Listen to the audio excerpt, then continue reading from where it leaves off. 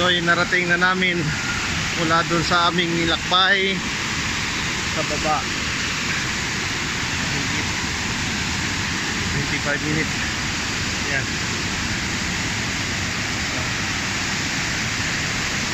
Yun, oh. Wow, musok. This way. Ang daan para parating ang pools.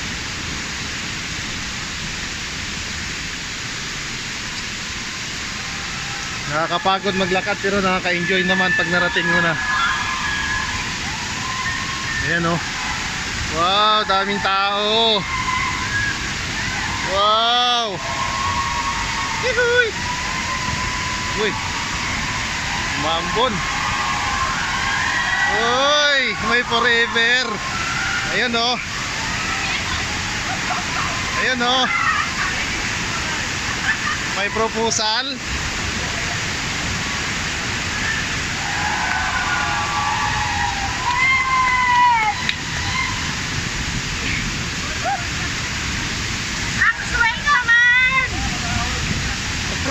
May proposal.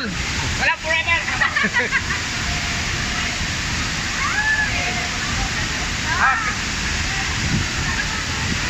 Ayan, dahil dito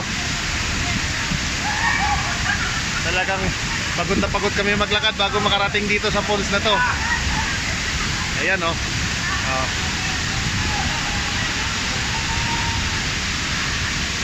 Ito ay nasa gitna ng bundok ng Baler Aurora. Basta na yung cellphone ko.